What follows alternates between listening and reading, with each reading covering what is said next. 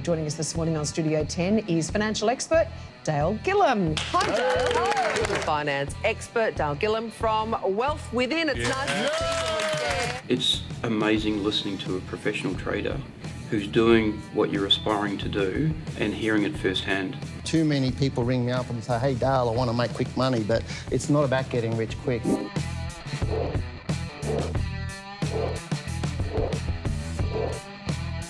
I think we can go for about 4 hours, but I'm not sure my wife would like that. So I'd say congratulations for putting your time and effort out there, because you probably don't really have to do it. You're successful traders in your own right. Thank you very much for opening up my mind with trading. So of course you can succeed, of course you can, and you're the only one holding yourself back or succeeding, and that feels very empowering actually. A quick reminder before the show starts that this live stream is an educational tool, and as such your personal circumstances have not been considered. We hope you enjoyed this week's show. Good evening and welcome to the Australian Stock Market Show. Once again, we've a great lineup of viewer questions tonight, and some of the questions you're asking are just blowing us away. So keep those questions coming in and we'll continue to share our thoughts on the market. Our topic for tonight, short selling explained, how to profit from falling stock prices. Now, before we get into the show, if tonight is your first time watching, we'd like to give you a big special welcome. Thank you for joining the show tonight, and we look forward to sharing many more evenings with you. We'll answer your most burning questions, your trading or investing questions, and include providing our opinion on where your favourite stocks are headed. And each week of the month, we rotate through different markets and share our thoughts on the charts to keep you well informed. Remember, our goal for this show is to make your trading or investing journey easier and safer by informing you and educating you on the realities of successful investing and trading. Hello, I'm Janine Cox, and joining me tonight is Dale Gillham, and we're Australia's most trusted stock market educators. Hey. Hello. Oh, hello. I thought you were... Are you awake? Sort of. Oh, I had an early morning this morning, so I got visited by ghosts of past. Oh, that's no good, is it? You hate it when that happens. Yeah, I do hate it when that happens. It's terrible. But hey, I got a haircut. Did you? I thought you were looking trim and terrific. Nobody's allowed to get hair. Have you noticed how so many people that you normally see, like this morning I saw, what's the guy, Neil Mitchell, and his hair's growing long, like he's a radio person. You know, he's got his hair growing long, and then you see, I saw Tommy Emmanuel do a live video of him playing the guitar the other day, and his hair was long because he wasn't allowed to go to the barber. So I went to the Shea Boutique lay ensuite with for my haircut, and I slept with my barber. That's fantastic. That's where I went. So anyway, okay. I couldn't stand it any longer. I needed a haircut. Yeah, I think it was just getting too far around your knees. I thought we got the hint last week with the lawnmower man coming. So then I thought, well, I'll lawnmower my head. I was going to start calling you a hippie. Yeah, you probably would. I used to have long hair and everything else. Yeah, I know. You were a bit of a skeg, weren't you? Like, if I can say that word. Skeg. You know, I was a surfer. I was a surf lifesaver. Yeah. I was only thinking about that the other day, actually. A skeg with a keg? No, I didn't drink. I didn't drink when I was... Okay. So, but hey, we've got to mention Flex. So we're doing all this stuff on Flex. So we do a lot... Our Talking Wealth show is on Flex. I remember to get on that, flixx.net. I said .com last week, so I got in trouble. Okay, you better get it right. I think I got a gun out. You'll get sacked. I'll get sacked from all that sort of stuff. So Janine and I are putting things together there. We call it Talking Wealth, and if you go to Flex, you'll see us there. There'll be a, what do they call it, a moving picture thing. You'll see us on that. But if you go to the finance section, you'll see our videos there. So, you know, you'll see a whole lot of them. Every day we're putting up something. So did you spell it correctly? flixx.net, and it's not a swear jar thing. Now, remember, if you have a burning question for us, you can also send us your questions as an email, but really, I'd love you to not to be shy and really have some fun with it and record a 30-second video. It's so easy to do. You stick your phone in front of your face, your webcams, your laptops, whatever it is with the camera, do it and record it and send it through to us here at info@wealthwithin.com.au. Moving on, it's the second Tuesday in the month, and this means we take a look at sectors and indices of the... I had to spit that one out. Sectors and indices. Indices of the All Ordinaries Index. So let's get into the charts right now, shall we?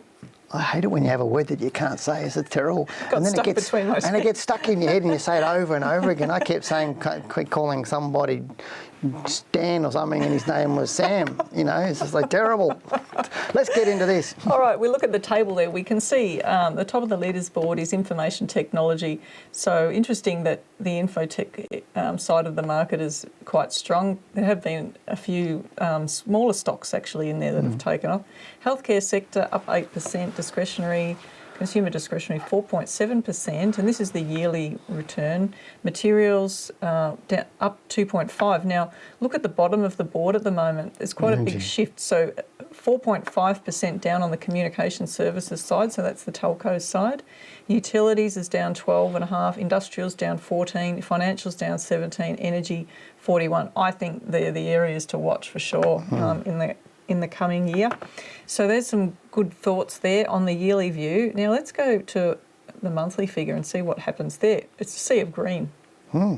So the Australian market's actually pushing up, and we're seeing information technology up 12.8% for the month. Financials are really strongly off their bottom, but they need to come off their bottom. I mean, they've been so low.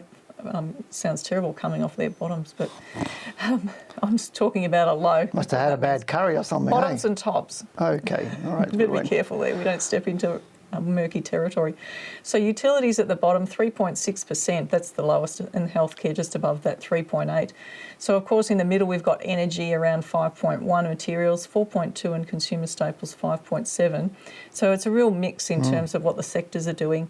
But it's interesting to see energy up 5%, I thought, right in the middle there, being heavily down for some time. You've had a couple of those energy stocks all right the last few weeks, haven't you? So some oil they're starting and to a few come others. up a little bit. Yeah, so we're starting to see some moves there. It's looking good, but it's really only been over the last week or so that, you know, we've seen a bit of a shift last week or two. If we look at the weekly, we can see the information technology 4.63, still at the top of the leaders board on the weekly board. Financials still holding second place, 2.9%. Down at the bottom, energy. So we're still negative there on a weekly basis, but it is early days for the start of the week, so I'm not really expecting a lot here. No, so I'm not, but it's Tuesday. interesting how with the technology sectors still moving, you know, because it's... But it's been going up and down. Yeah, and I know I got a lot. I remember when we did the thing on the FANG stocks versus the WAC stocks here in Australia. Yeah. So, and a lot of people were surprised that the WAC stocks here in Australia beat the FANG stocks. And I know I get comments all the time going, why would you invest in Australia? The US kills Australia. And yet so many times we've shown on this show that the actual real statistics prove that it doesn't happen. You'll get individual stocks outperform our stocks at different times if you want to nitpick different stocks. But our market performs really well all over time, you know, and our stocks do. I mean, it's getting a bit boring that we're following the US a little bit. Well, that's true too. So if you look at what's been happening over there with the technology side, our market's been tracking that. Yeah, it is. But what I'm suggesting is that you don't necessarily have to going to the US doesn't necessarily make you better returns. I see what you're saying. That's what I'm saying. So whilst you might get, Apple might do better than let's say Xero or vice versa or whatever it is. It's you can cherry pick that sort of stuff, but overall, there's just as many opportunities to make money in Australia that it is in the US, and it's not better in the US than it is in Australia. You can make really good money here. That's what I was saying. Okay. And a lot of people don't understand that. They just think this. Well, it's got to be. Yeah, you go to the US. So right now I think it's looking all right. Technology is looking all right. Energy, industrials, materials, they're the areas. Financials probably for the next year, moving into those areas. So why don't we have a look now at a chart of the sector itself to see where things are at. Yep. So there's consumer discretionary holding up really nicely at the moment. Up nice. So you've got things like JB Hi-Fi would fall into that, Harvey Norman. Looking at energy, so energy still, as I was saying, is coming off that bottom. It's not confirmed yet. It's quite low there, and it's been pulling back. So we've seen Woodside Oil Search tracking this sort of move, and if it starts to move up strongly, we could get some great opportunities there. You wouldn't want to jump in early, though. That's the only thing. No. So looking at financials, that's looking really nice, starting to come off that bottom. Again, you still need to be really choosy in this sector, because it's not to say that we don't see some further sell-off into next year in this area. Healthcare, we're seeing a sideways consolidation, and then information technology again has just shot ahead. So last one I'm just going to show for tonight, well, that's the XJO. There's materials there. We can see it's pulled back some way. And last week, I think it was a broader market rise that we're seeing there. So it's not necessarily sector relevant. We can see that big move up there. And this week, it's really going nowhere so far. So still, it's early days. Yeah, one thing that's concerning to me, just as we're finishing up here, is that we're moving into Christmas, normally a big time for retailers and a whole lot of stocks. And they're already moving market. ahead. And then, but if we've got the lockdowns, are we going to be buying more off online? Well, that's what they're saying. And is that going to be more on online offshore rather than onshore? Yeah, I'm not so sure. That was my joke. Not so sure. Yeah, good on you. But yeah, we've got to look at that, don't we? Like, are they going to be going into the shops like your JB Hi-Fi's, your Harvey Normans, or are they going to be going online? Yeah. You know, that sort of stuff. Well, I think JB Hi-Fi, Harvey Norman, they all offer a really good service online anyway. Yeah, they do. So I think that's only going to grow. All right. Well, before we get into our first viewer question of tonight, we'd like to thank all of those who sent an email to us. We actually had a truckload of emails. We couldn't. I don't think we able to put them all in for tonight because we got quite a few later on in the day. You do remember you need to get them in early. The earlier you get them in, the more guarantee you're going to be there of having your question answered. But let's take it away for the first one, Janine. Okay. Our first viewer question is an email from Sally. Hi. I was just curious as to when a company comes into the market via that reverse demerger you spoke of. That was what we talked about last week, I think. Backdoor listings. When this occurs, does the previous company's chart data remain for the future company's data when looked up, or is it deleted? Many thanks, Sally. Thanks. Good question, Sally, and nice to see a question from a lady as well. Look, this is a good one, isn't it? Because we've often had to look at charts that have been all over the place. We were looking at that stock when we talked about this reverse demerger, I think, and there was a gap on the chart. Remember that there was a stock we looked at? And so you commented that could have been another company before it actually was trading at the company that it was. And sometimes they can take these... Well, normally the data is, that's what the question is, isn't it? Is the data stays there. Yeah, that's the answer. Yeah, and so the answer is yes, but you'll see it pretty easily on the chart because you'll get a huge big spike up generally because it's obviously a stock that's been taken off, being quoted on the ASX, normally is a very, very low price, and it's just a shelf company. So the other company does a backdoor listing by buying that shelf company basically, and as soon as they buy it, they raise capital, and the price just gaps right up or jumps really high. And so it's pretty easy to pick. So if you go to that one day on the chart and look up that day, look at the notices, you'll see exactly what happens. So answer is yes, but very good question. So thank you for asking that. Now the next one we've got is from Vinay, who says, "G'day, Dale, could you please review Whitehaven Coal for me? I'm looking at this stock for the last couple of weeks and is coming to a buy zone. If it's sustained over $1.10, by the next couple of weeks, please review and advise. I haven't purchased it yet as I'm waiting for the confirmation, 12 weeks or 3 months. Also, if you could review Woodside, which I want to buy long term after we see some pullback in the market. I want to buy once it crosses 20. Long email, Janine, what are you doing? I know, I said I put that in there on purpose because Why? I suggest that he can put Woodside in next week because that's a really good stock to look at. Well, it is. I want those big shares, that's why I left it in there, because instead of just getting the smaller stocks. So you give me the long email, so now I need a drink. Okay. So Whitehaven Coal. So we talked about Whitehaven Coal, I think it was a couple of weeks ago. You could see on the charts there, the monthly chart. Did you want to comment on that one? No. I'm grumpy now. He's good to be. Okay, you can see that it's actually trading back towards its all-time low. And we did discuss this. You don't know whether the downtrend is over until you get some sort of strong move up. And at this stage, it's setting up for a potential opportunity. Look, you know, it's really early days. It's high risk. It is high risk. Trying to take it off this low. But it would need to at least trade above that high of 111.5 in order to prove that it's starting to move in the right direction. But again, it's still a high risk and it's got a long way to go to be able to confirm that. I'd rather see a nice bit more of a trend up than just that little move off the bottom. Yeah, it is quite a volatile trading stock, not a buy and hold stock. I agree with you. I think it's, especially given the market's been so bullish. We've had 9 days straight on our market up. Yeah, exactly. We haven't seen 9 days straight up on our market since January. And that hasn't moved. So to me, that augurs well for our All Lords, thinking, well, if we stay up tomorrow, Thursday, Friday and close high, then we're up for the rest of the year. Yep. That's pretty good. But if we get some weakness, a bit different. So I'm like you. I think well, it's the risk early. with this share, because it's trading back below $1, it gets cut out of a lot of the radar of many funds looking for small stocks. If it trades below this low, then of course it's really in big trouble. But it could, because it's coming all the way. Interesting, isn't it? It is interesting. All right. The next one we have is from Alex.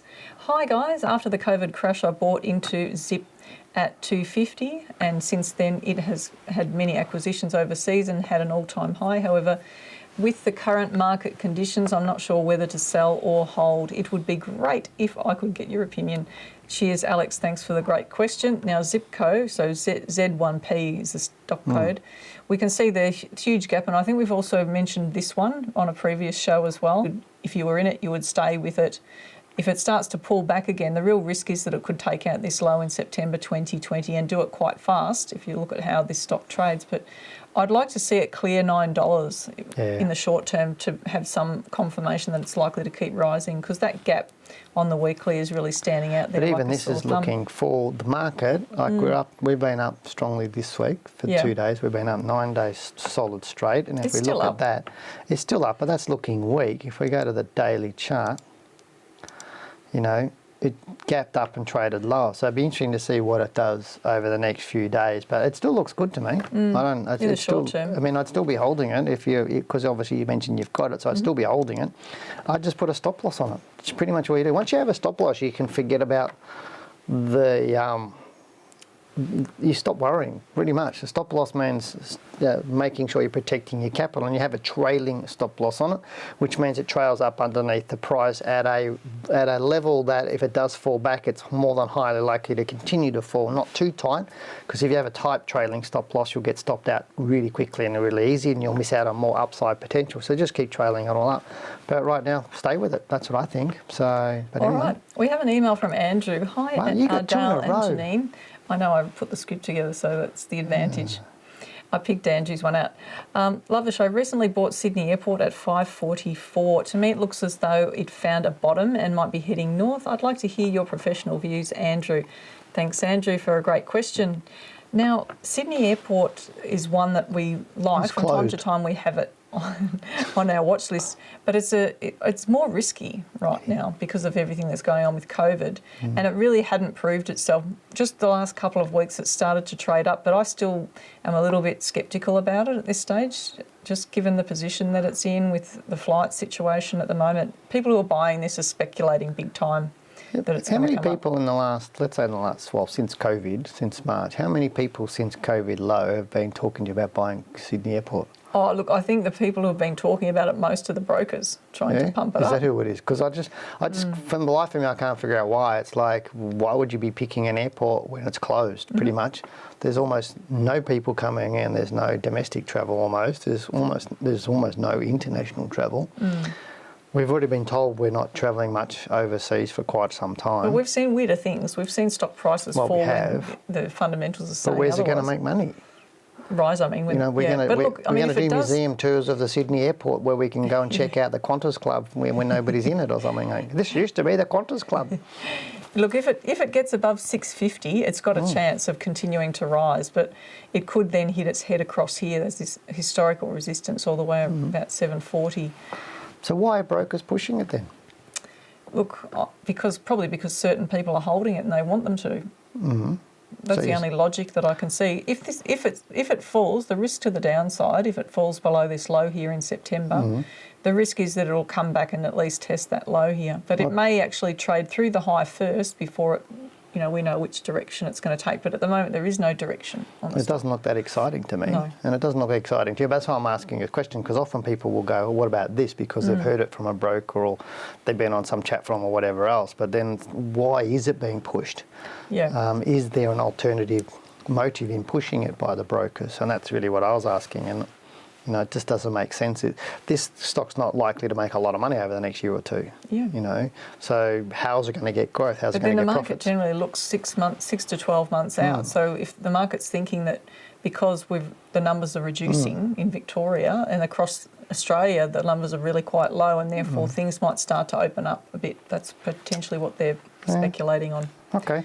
So, all right, next one. The next question we have is from Andrew. Hi, Andrew. He says, hello, Dale and Janine. Hoping you can review on your show VHT for me. The stock was in a nice upward trend since mid-2017, but like many stocks in COVID lows, has been trading sideways after initial recovery between $1.26 and $1.54. He says, I'm not a holder, but certainly interested in the stock once there are signs of momentum upwards again.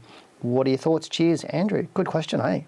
And look how far it's pulled back with COVID. So it was trading above around 215 and it fell all the way to 60, so 75 cents approximately.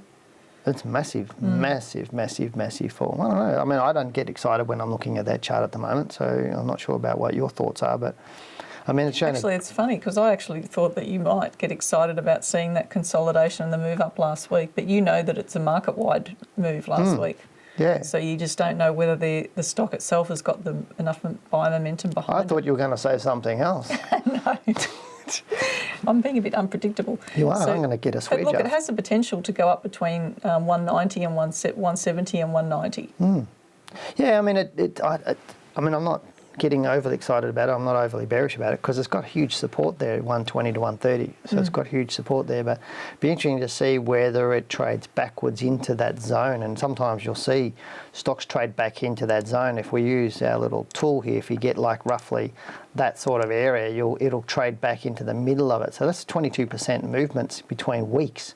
So it's a bit of a volatile stock, but if it has a chance to come back into that sort of level, but if it gets down to that lower level, then you might want to trade it up a short-term trade if you want to do that. But I wouldn't suggest it on this stock. But I think it needs to get through.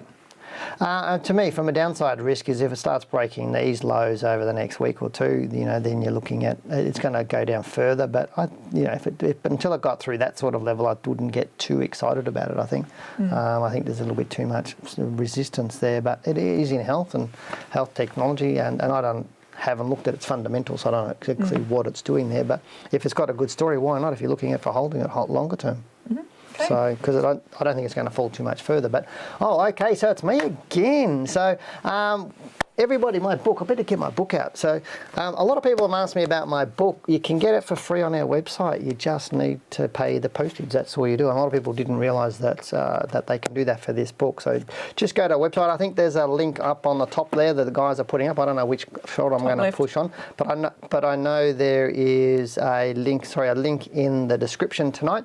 And if you are watching the replay, it is up on the top left or right of the screen. So just click on that. It'll take you to the page where you can order it. Best postage you'll ever spend.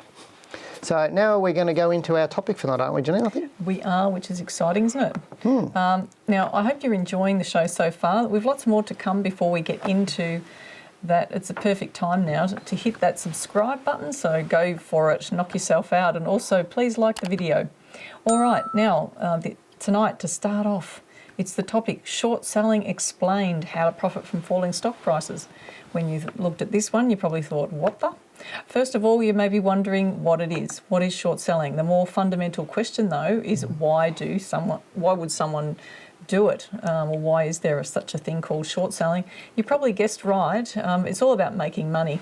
Now, it's not just making money from rising prices, is it? It's more... it sounds illogical, doesn't it, to actually think about trying to make money from falling prices. So have you heard the saying that markets go up in stairs and down in elevators? Well, essentially, markets fall faster than they rise. Okay, think about that for a moment. Now, that noise you hear between your ears is probably a light bulb moment in action for those who have never heard about short selling before. It's possible to make money from falling prices much faster than rising prices. Now, in our Forex CFD course, we have short selling in there, and you're trained on how to make money from rising and falling markets, to enter into a position with the expectation of a tradable instrument falling away in price. So this is what it is, most commonly referred to as short selling. Tonight we want to share with you how to make money from falling stock prices, and this will be the first of a number of topics we cover about short selling, and we'll have more on this over the coming months. So look, Dale, I think we probably should start by having a look. And I think it's exciting. You're selling something you actually don't own. You think that's exciting? Yeah, well, people, as you said, it's something. We called it Irish trading originally. I remember we used to joke about that, and then I please excuse me if there are any people that come from Ireland out there, but It's so rude of It you. is rude. However, you know, people can't understand, well, how can I, like Dale said, how can I actually sell something I don't own? But go on, you wanted to say something more. No, I was just saying it is, and you're right, it's counterintuitive. A lot of people go, oh, just short selling, and they're going, what? And people just start screwing their face up at you going, I don't understand that. How can you sell something you don't own? And it is, you just basically you're borrowing the stock from somewhere else, selling it on the market, the money gets put in your margin account, and then the stock price keeps going along. And what you hope is that the stock price falls away and you buy it back at some later point down the track for lower price than you sold it for. And then when you do that, you get the profits and you give the person back their shares. Simple, or wherever you got the shares from. Now, before we get into the details about what is your fundamental belief on short selling? Do you think that the big sharks out there, the hedge funds and the like, should be able to come in and plunder the market the way they did during COVID? No. I don't think they should, because it's not about creating value. And to me, the stock market was created about investing and creating value. And just because you can legally do something doesn't necessarily make it right, like high frequency trading. I don't think that's right. You know, they argue it creates more liquidity. Well, yeah, but liquidity for who? Yeah, and who's the advantage for? And who's the advantage for? And you're getting So basically they borrow the stock off super funds. We've talked about this briefly in shows before. Australian super funds drop, they get ripped off basically because they get such a small margin compared to what the short seller gets. Yeah. And the short seller makes a squillion, and then they know that the share price is going to fall because these are big brokers potentially talking to other brokers. Yeah. And then they think, okay, well that looks like all the shorts are finished now. They're starting to dry up. They're unwinding the positions, and bang, they jump back in and make money on the rise. Yeah. And then walk away, and the super funds and some of the managed funds are left holding the... Yeah, but that's where, to me, that's where the laws need to change. That how can your super fund lend out stock? Yeah. Like, to me, that should be protected. If you as an individual have some shares and you want to lend them out for somebody to short sell, that's a different situation to me, but your super fund. And so that's the sort of stuff that I have against this sort of thing, because it does create more volatility in the market. And yes, people who are smart enough can profit from that volatility in terms of the downward moves, but it really is about getting it right. So do you think individuals, like an individual, should be able to short sell then?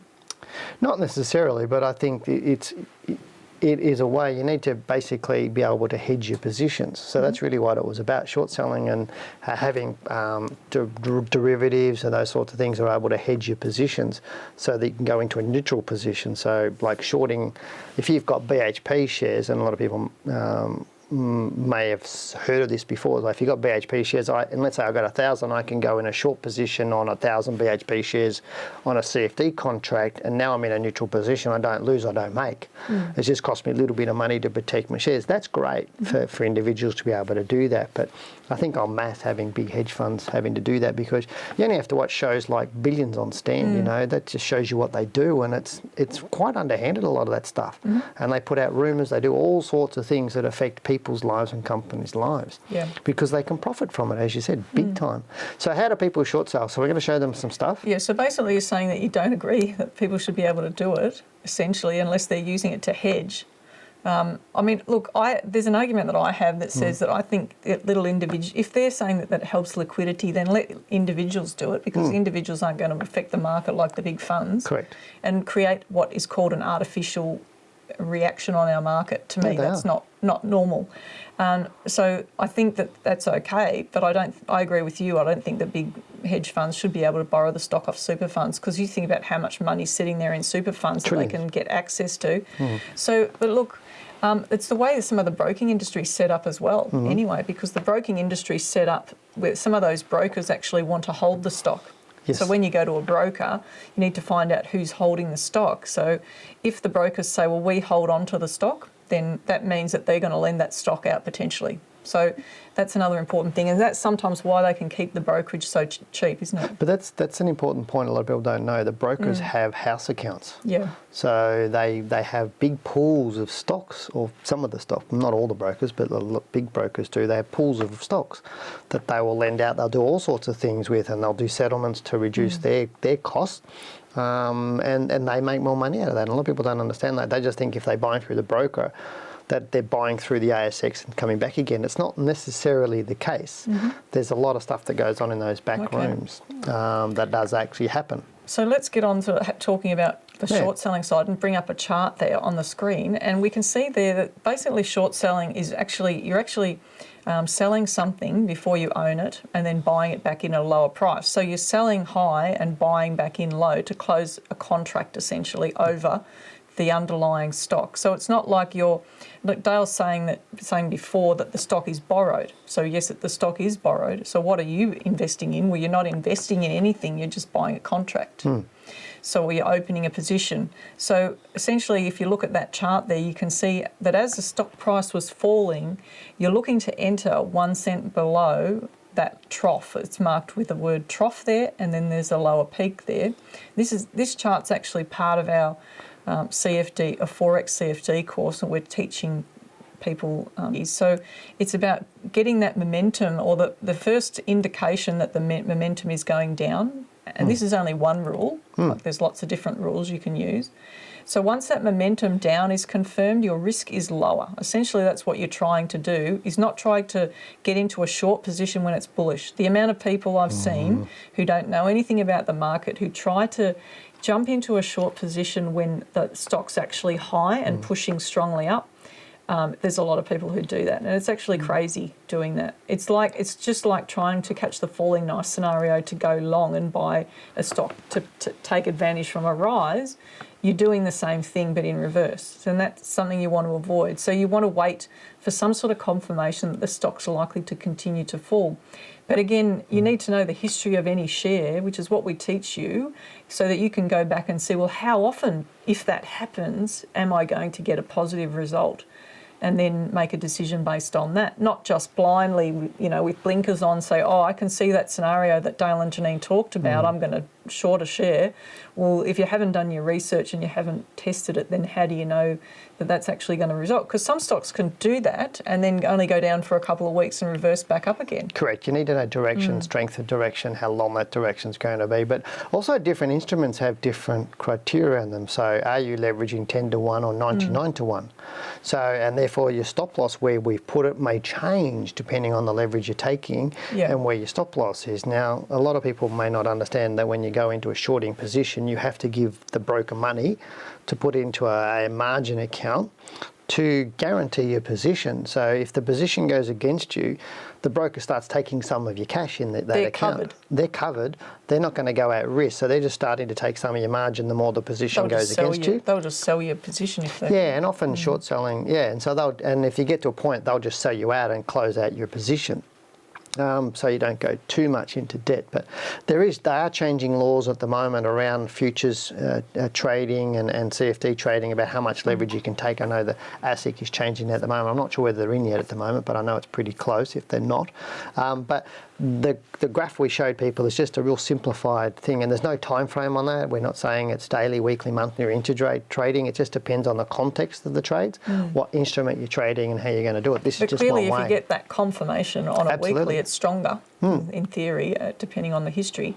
But the stop loss you're talking about there, it's trailing it down. So the idea is to set the stop loss above where you've entered. Right, so this is in reverse of what you would do if you were buying a stock to make a profit from a rising share price.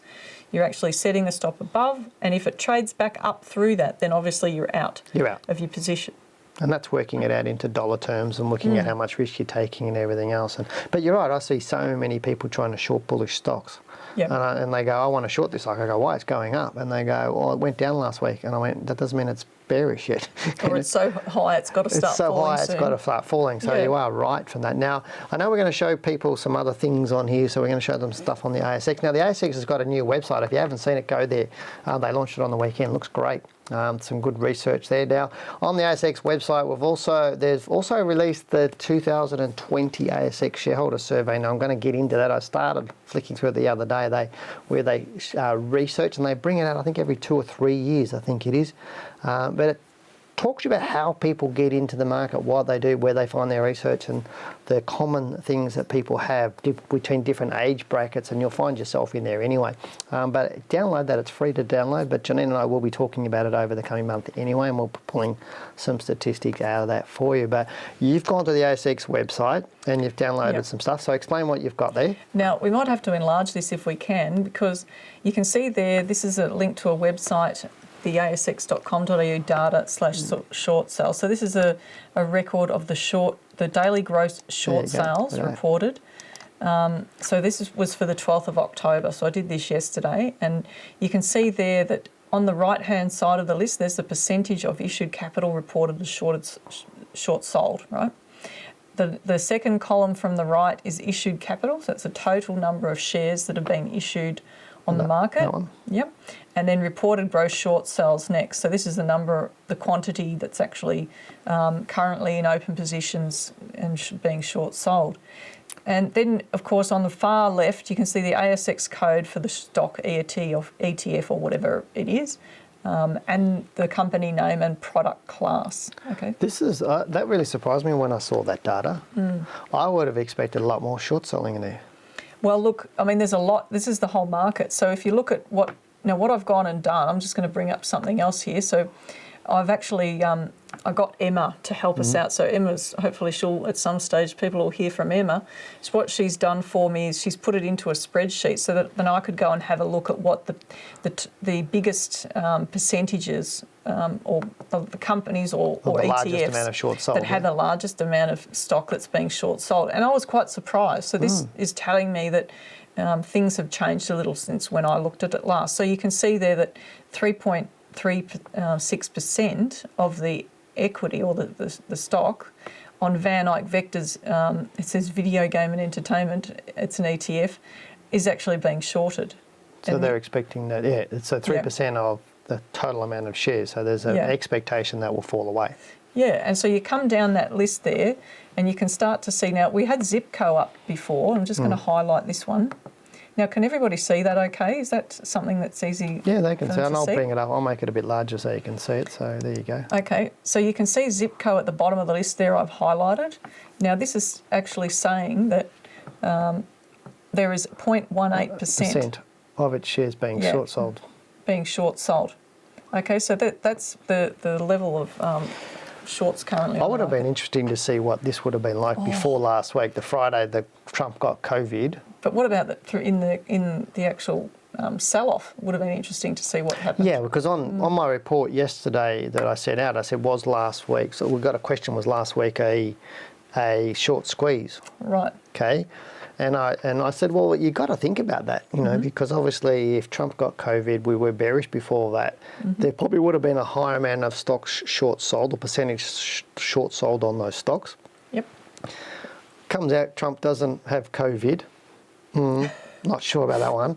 Or he's okay, he's going to live, he'll be fine. I'm glad he's okay. I'm glad he's okay too, but how do you get COVID and get treated in hospital and saying you're really bad and then come out and be on the campaign trail in 9 days? Like, it just doesn't happen. But it's Trump though. But it's Trump. He's a miracle man. Okay. I'm not going to get into that anymore. But how that would have changed last week, because I can... Monday, Tuesday, Wednesday, if it's short selling, they're trying to cover their positions because the market started going up because America went up saying, hey, Trump's okay, so let's push it up. And so a lot of buying went in, and so you could have got a lot of people covering their shorts, so buying back their positions. And the more they buy it back, the more it snowballs up, and that's what causes the short squeeze. If there's not enough stock to buy, then the price has to go rocketing up. So that possibly could have happened last week, but 5 days of it, that's a long period to do that over a period for a short squeeze. Normally I would think it'd only be a few days, 2 or 3 days. So it'd be interesting to see what, I would have loved to see those figures as of that Friday. Yeah, so when there's a short squeeze, it then bounces after the short squeeze because they're releasing their positions. But look, you know, this is something you could keep an eye on. It's available on the internet. You can download this. You get access to it and then copy it to a spreadsheet if you like on a daily basis to see what's going on. But it's interesting, isn't it? And this doesn't necessarily mean, whatever the data here, doesn't necessarily mean that the stock price is not going to fall away. No, correct. And it's just saying that's the percentage short sold. So, you know, when we're talking about short selling, so how do you short sell? So the first thing is you've got to have your technical analysis right. If you can't read charts, then short selling is going to be a real struggle for you. That's one of my biggest tips, because you really do need to understand direction and strength. They're the one and two things you need to know first and foremost before you try and short sell. So direction is number one, and strength of that direction. So how far is it likely to fall? And you've got to get your timing right, because you can't short sell unless you are leveraged. And what we mean by that is you need to put up money into a margin account like we mentioned before, and then you take a position by selling the asset that you don't own. So whether that's you trading futures, you can trade short, you can trade CFD short on indices and currencies and commodities. You can also trade commodities and short with futures contracts. You can trade contracts for difference. You can also short using options, both here in Australia and in the US, or you can just short sell the stock if you like to do that. So there's multiple ways of doing it, but first and foremost, you've got to get the direction and strength right and get your entry right. Because you are leveraged, the entry becomes far more critical to you buying or getting into that position, or what they call opening the position, because you don't want to be getting into it too early and having it go against you a bit, because your margin's going to be eaten away and you're going to be a bit stressed, and then your broker may get a bit stressed as well. And then it might go too far that you might get stopped out or exiting that trade before it starts to gain momentum. And that's what Janine was saying a little bit earlier about, you know, you don't short a stock that's, you know, going up. You need to make sure it's going down, because quite often you'll see the biggest drops are not towards the end of the runs. Now, we've done some interesting research in the last day or so that we're not going to tell you about, but we're going to bring it up on Flicks on Friday. So... And you're looking a bit stunned. I told you about that. No, I'm just saying, can we just have some fun? Yeah. Instead of talking, can we just look at a chart? Have some fun. I was waiting for you to get ready to take over. No, I didn't know that you were. No, you weren't giving me those signs. So just looking at the stock now, right, it's still bullish. Even though we've got 2 weeks down, there is no sign that Whitehaven coal was falling away until we saw this, because this prior low got taken out on the chart there. And once that happened, this low here, it started to look bullish. But still, if we think about that chart we showed you before, it's not until this bar here that it actually started looking like it could fall away further. That's where I would have started looking at shorting it. So that's where you start looking, but then it went up. So you would have been stopped out potentially but did it go through that low there? 407. The low here is 407.5. It went through by half a cent. So this is where some people say, oh, should you actually set the trigger 1 whole cent below, or how when you're talking about a small price stock, for example, you know, this is half a cent, but I wouldn't go on a half a cent below. Yeah, but whilst we think the direction is down right now on this, but how strongly down is it? And that's the other analysis you've got to do. Yeah, that's right. So essentially, if you went and you would have been stopped out there, but here we go again. It started to move up. We're looking really strong. And it's gone up again. So see, people who jumped out at that first sign of maybe 1 or 2 bars down missed out on the next part of the run. But then look what happened. So it wasn't really until here that it started to show that it was really going down. Yeah. And this would potentially be an opportunity to wait for to get the setup. So, you know, this is short selling. You could get whipped in and out with short selling, and this is where you've really got to know the history of the stock and not just look at what it's doing now. You've got to go back in time to see what's the best way to trade this. Because it may have actually told you, the history of the data may have told you that the best technical reason to get in would have been on the 12th of October, potentially. I think the best piece of advice I can give somebody look at that.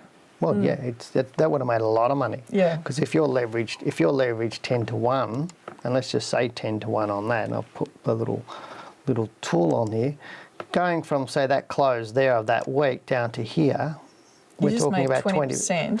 10 to 1, that's 200% you made your money. On the CFD, because it's leveraged. Yeah, if you're 99 to 1, you've just made a hell of a lot more than that again, so you can make money quickly. But what you need to be careful of is, what I was going to suggest is, shorting is completely different than trading long. You know, trading long is a little bit more forgiving because you're not on a margin. You don't necessarily have leverage. You're not using leverage unless you're using a margin loan. Yeah. So if you want to short a stock or want to be shorting, then I would suggest you have a very small amount of companies that you're watching to do it, 2 or 3 that you're going to watch to do it, and know them backwards before you get into them and start doing that. It's not about breadth when you're talking about shorting and having a look at 100 stocks like it is for buying stocks for your portfolio. Just a couple that you like and that you make sure they're going down and then you trade Prove that you can trade them long first, I would say, because that helps you get to know the personality of the share first. Well, the brokers know that most people get it wrong because they know when they're shorting 90% of the time they're going to get it wrong because the brokers always hedge themselves in case you get it wrong, but they also match off the bullish bulls and the bears before they do that. So, all right. But look, we can talk about topic. this in our next one. But we are going to talk about it more, aren't we, sometime? We are, definitely. Janine's promised. Now let's get into some more emails. But before we do, remember to hit that subscribe button now. And whilst you're there, give us a big thumbs up and click on the like button. Do you like the show? I'm asking you a question. Ask her if she likes it. Do you like the show? Gosh, that's a silly question, isn't it? The next email we have is from Mike. Hi, Dale and Janine. Since reading Accelerate Your Wealth, I've been using stop losses systematically. However, I'm confused about setting them as a limit price below the trigger or at market. I know you're going to like this one. I've tested both out over the past year and feel that when I set up a limit price, the shares are sold closer to the limit price rather than the trigger. And when the share price is triggered at market, the sale price is generally a couple of cents below the trigger price. I only invest in ASX 100 companies, that's great. Therefore, are there general rules around using a limit price and how far below the trigger do you set this? Good question, or at market. So this is where it comes to the whole point about having triggers to decide to get into, buy shares and then actually going into the marketplace and setting that and how you do that best, isn't it really? And you've talked to people about this before, is not trying to, we talk about selling 1 cent below the actual trigger. So you've got an exit strategy and you're actually selling 1 cent below where the actual trigger occurs.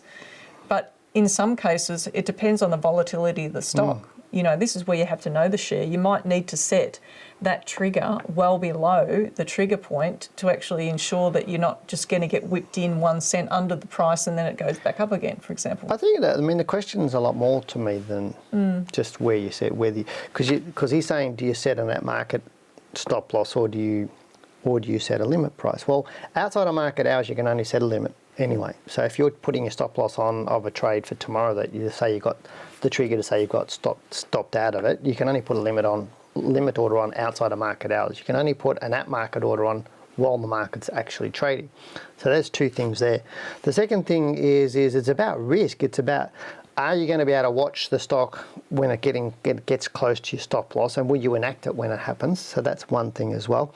And often setting a limit order that's in the system, you'll lose. It'll get you up to that limit, the best price up to the limit. Now, if it's more volatile, then you're probably going to get a little bit more slippage. But it's more, also to me, it's more about what gives you more comfort, because we're only talking about small cents here. We're not talking about 10 or 15%. We're only talking 0.5%, 1/4%, maybe 1%, maybe different. So give away a little bit more to guarantee your exit. So I'm not too stressed about it. It's about having your stop loss set in the right spot or the right strategy for your stop loss, and then choosing the stop loss that's going to give you more comfort. So again, if you can trade during the day and place your trade during the day, then an at market order is fine. And most of the orders that I trade are at market. They're never at limit. But if I'm trading outside of market hours because I know I'm not going to be able to watch it in the morning, then I do put a limit. But I allow an extra about a percent of that, and generally you'll get pretty close to that if you're trading good liquid stocks. If you're trading lower cap stocks or more volatile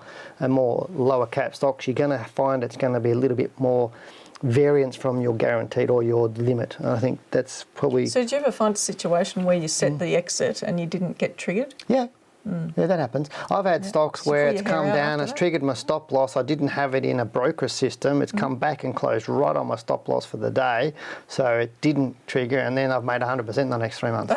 So it's like, oh, glad I didn't sell that during the day. Yeah. So, but people, that's the reason why you have a stop loss is because you have that rule. And I was only chatting on email with a former student yesterday.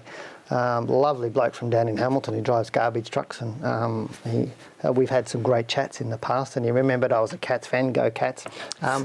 We're going to win the grand final this year. But it was talking about stop losses and setting them in the right spot and making sure you trust your rules. So So, but who's the kangaroos? The kangaroos, somebody's talking in my ear about kangaroos. That was your director. My director. The kangaroos aren't even in the finals now, so we'll forget about them. But good question, wasn't it? That was. Now you're up. No, I'm up. The next question is from Shane. Hi, Shane. He says, good morning, Dale. Well, it's good evening for me, but that's okay.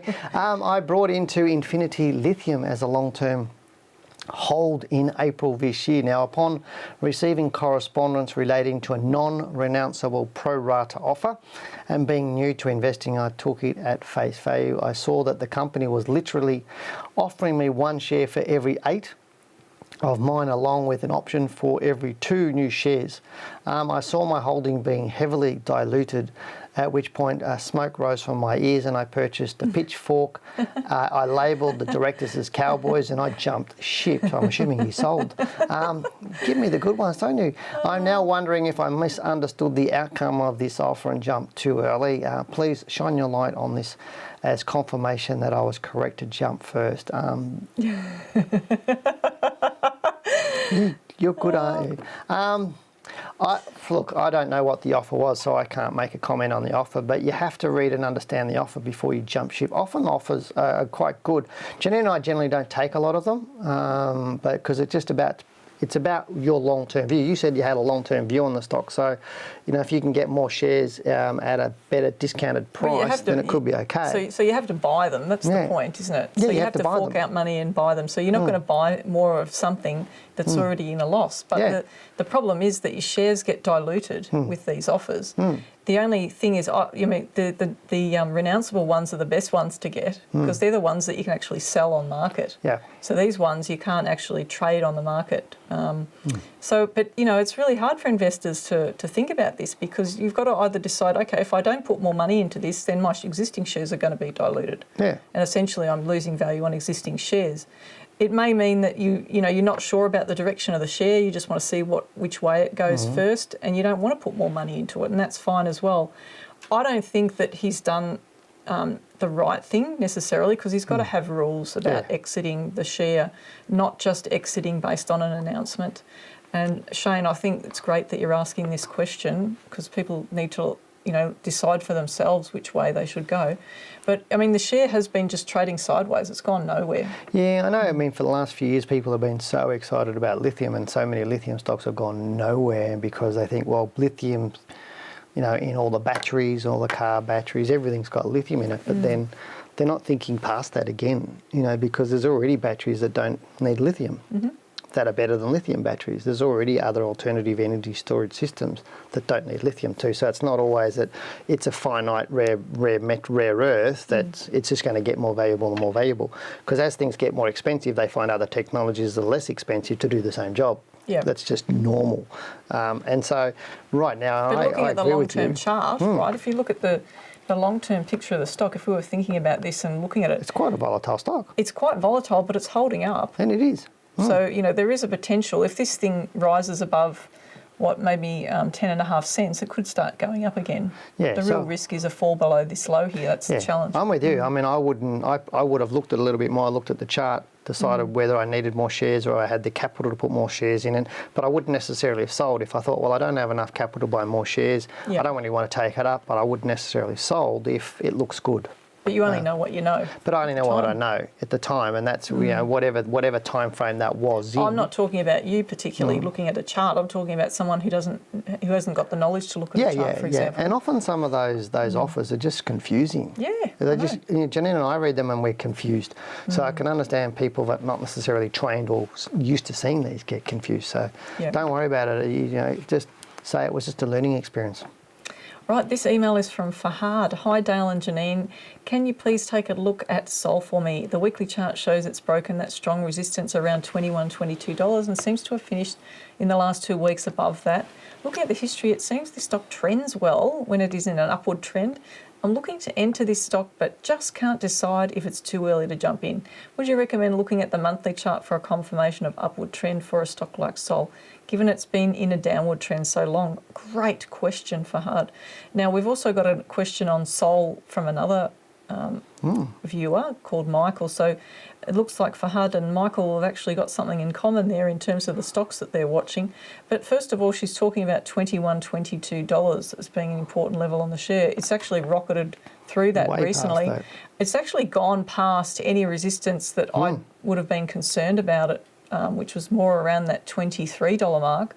So it's looking quite good. Now, if I was in this share, I would actually be holding it for sure. But if I wasn't in it at this point, then I wouldn't be buying it now. The confirmation on the monthly's already been well and truly there. It's been up for many months now.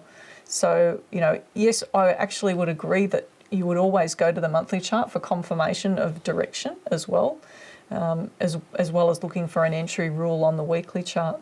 And Michael got it in November, didn't he? So it's saying Now he's with got Michael, Michael purchased 600 shares in November 2019. So if we go and have a look at where that was. So he went into a loss for a while, then has come back because he was buying it around 23, I think. So that was part of a sideways move here. Now it got hit hard with COVID, so it gave reason to exit around here.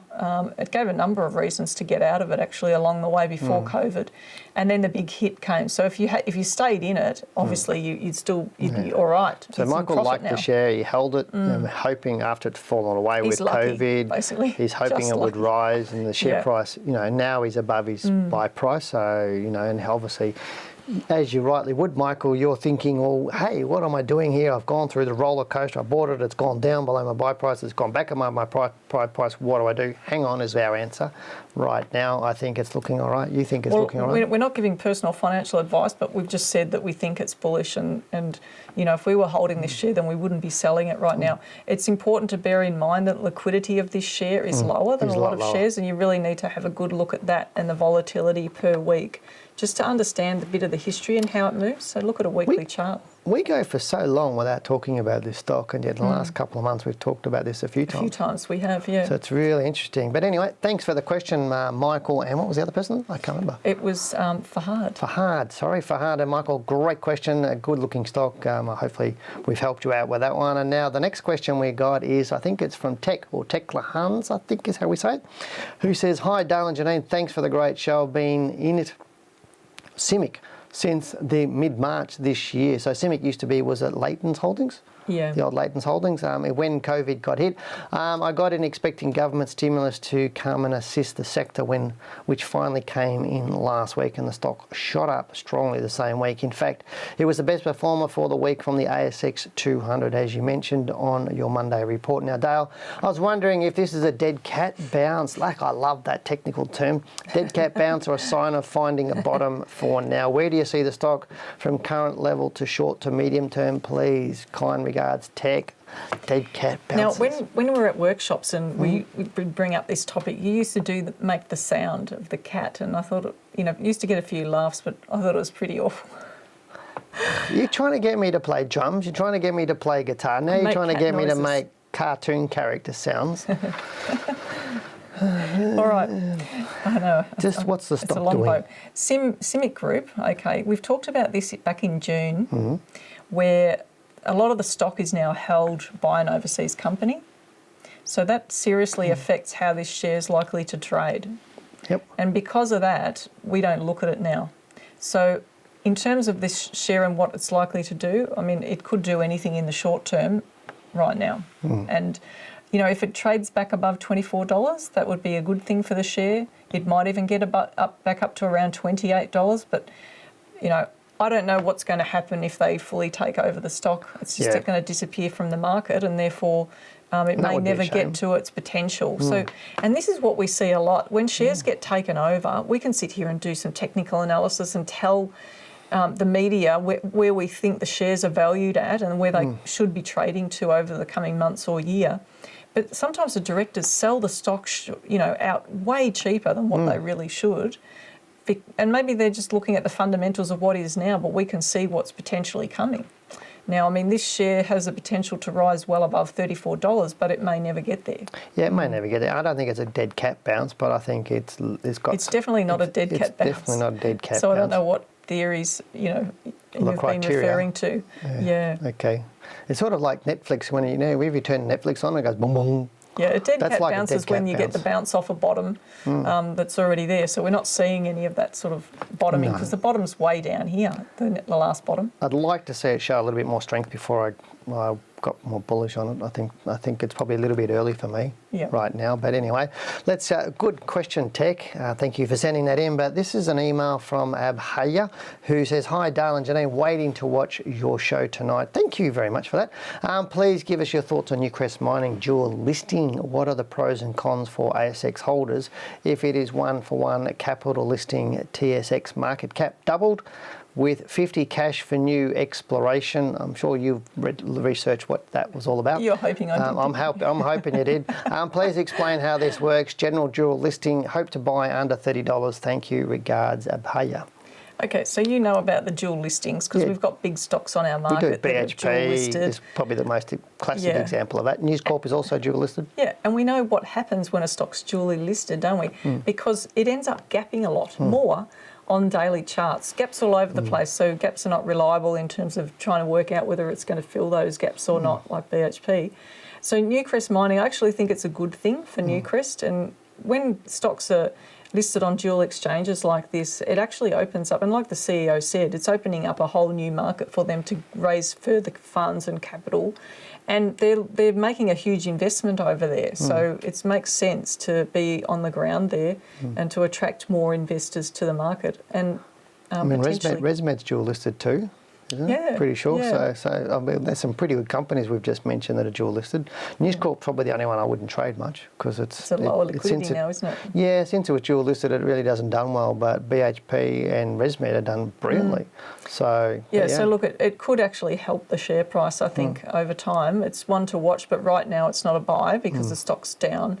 And hoping to get the stock at around $30. I think this is where you've got to be really careful. You're talking about wanting a share to fall so you can get the stock cheaper. Now, if a stock falls, potentially it could continue to be sold off, and it might attract short sellers, and that might push the share price well below where you end up buying. So don't catch a falling knife, as we always say. Look to get the share once there's some momentum behind it and there's actually an interest in it. And the advantage for doing that is that you actually have, once the share's rising from this low here, so if I give you an example, if the stock starts rising and we get a proper entry, you've then got a low that you know is a definite point at which the trend, or the short-term move, if it goes below that low, the trend could turn down eventually and be confirmed down. But at the moment, I'd rather there's buy no it at a higher commitment. price knowing it's going up than buy it wait for it to try and trade at a lower price and buying it when it's going down. But people want to get cheap, is what you're always saying. I didn't say that, you did. I just said, I repeated what you're saying. I feel like a ventriloquist. I get in trouble for doing that sort of stuff. But anyway. But yeah, at the moment, I'd be staying out of this at this point in time. It looks a little bit weak this week, so it could still be going down. But thanks for the question anyway. Yeah, this is a really challenging stock to trade as well. So this is another thing because it can be quite volatile at times and it can turn on a dime. Okay. Unfortunately, we've come to the end of tonight's show and we hope that you've really enjoyed the discussion tonight and we've inspired some of you to participate further in the stock market and learn as much as you can. Remember, your questions are important, so don't let them go unanswered.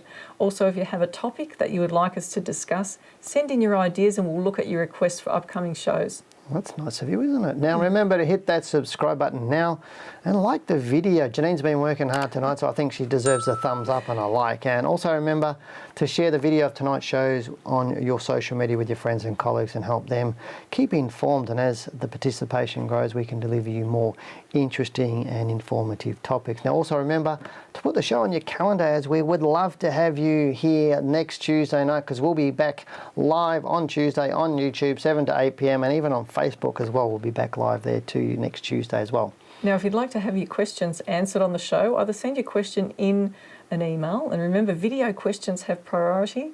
You can reach us by emailing info@wealthwithin.com.au and type Wealth Within Live in the subject line. Just remember, it's important you get your email in before 3 p.m. on Tuesdays, and if we get too many emails, sometimes we'll save those emails for a subsequent show. So you didn't miss out. If your question didn't get answered tonight, we'll look to put those in to next week for you. Okay, you sure? We might get too many next week. Well, they'll get first priority. I don't know. You're too soft, I tell you. We really hope everybody enjoyed the show tonight as much as we have bringing it to you. And as always, thank you for joining us. We really do appreciate it. We do hope to see you again next week. But for now, goodbye, good luck, and good trading. Good night, everyone. Stay safe.